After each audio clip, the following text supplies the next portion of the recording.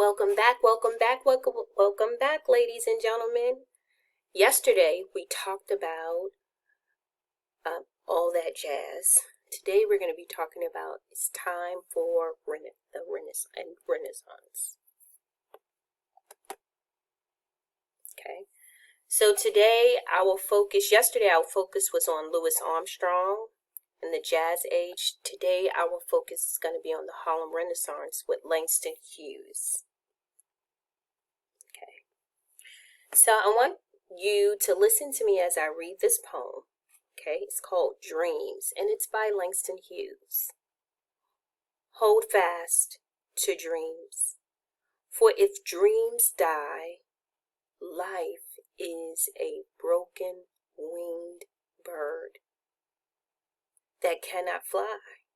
Hold fast to dreams, for when dreams go, life is a barren field frozen with snow. I'm going to read the poem one more time, and as I'm reading, I want you to write down, what do you think this poem means? Dreams by Langston Hughes. Hold fast to dreams, for if dreams die, life is a broken winged bird that cannot fly. Hold fast to dreams, for when dreams go, life is a barren field frozen with snow. Please pause the video and write down in your notebooks what you think this poem means. Okay. All right, welcome back, ladies and gentlemen. Here's what's going to happen.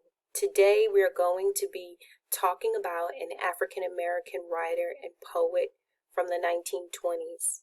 His name is Langston Hughes. Here's a picture of him. Okay. So what we're going to do today is we're going to read sections of an article on Langston Hughes. If you click on the eClass page under the reading assignment, you will see this article in one piece. I've chosen to chunk it so that we can identify what the main idea of each section is. Okay? Between the years of 1910 and 1940, many African Americans migrated from the South to bigger cities in the North and Midwest. Cities like Chicago, Detroit, New York, and Cleveland saw the African American population rise by about 20%. This period was known as the Great Migration. Many African Americans were hoping to escape discrimination in the South and explore new job opportunities. Okay. Please pause the video, and I would like for you, when you pause it, I would like for you to think, what is this paragraph mostly about? What are the key details that support this paragraph and what it's mostly about? Okay, now pause the video.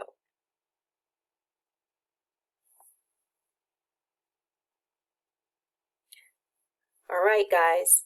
Now, when you have read and identified your main idea, please put your main idea with an asterisk next to it so that you'll be able to remember and come back to it.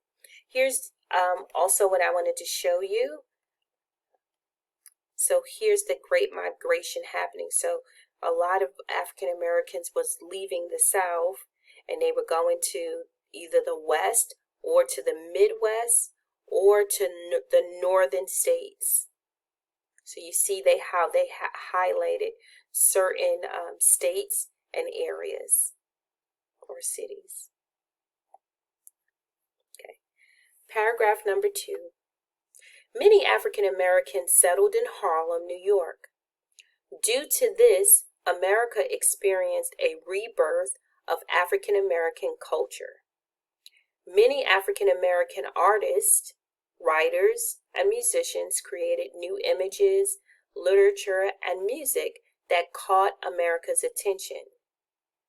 This brought us a renaissance, which means a revival of or new interest in something.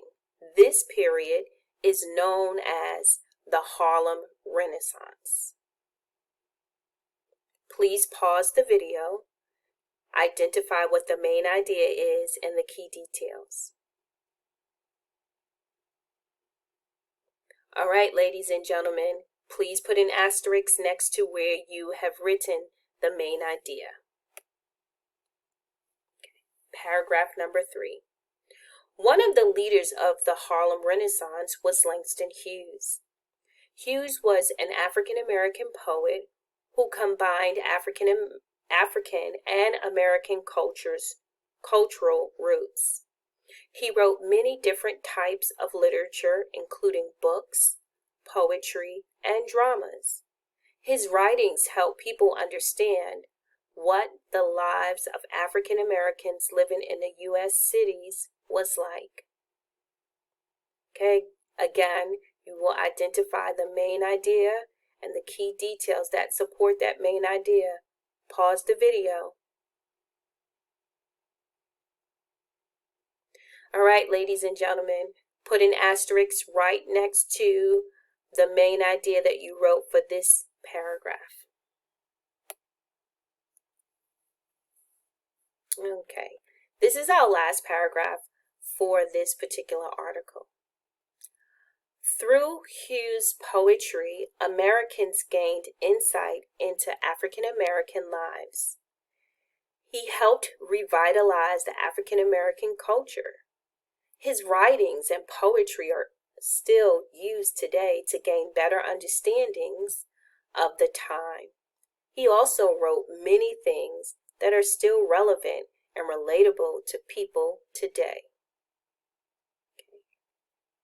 Identify what the main idea is and those key details. Pause the video. All right, ladies and gentlemen, make sure you have put an asterisk or a star next to your main idea for the 4th paragraph. All right. Now that we have finished reading and we have an activity that we're going to do, we're going to write a short summary. Remember, a summary highlights the most important parts of a story. You're going to be using these sentence starters to help you identify the most important parts of the article. First, you are going to identify what happened to cause a change. Then you are going to identify the effect. Then you are going to identify what caused it to happen. Then you will write what was one of the effects of that. What effects did this change cause? And lastly, you will write the then. What happened in the end? What happened in the end? Okay. So you're going to use this template. When you put in all of your responses, then you're going to put it all together. Okay. So pause the video. Go back to your note. First, before you pause the video, go back to your notes. Remember those things that you put an asterisk or a star next to. You're going to see how you're going to put that information into the sentence starter framework. So tell us what is the something that happened that caused there to be a change, right? And you'll fill in that information. And again, like I said, you'll write it all in one paragraph so that you're practicing writing a summary. Okay. You're going to create a tweet. Okay. Your tweet is about the lesson you learned today. Remember, tweets have to be 140 characters or less. So you can't have a whole bunch of words, a whole bunch of sentences. So it has to fit in this box.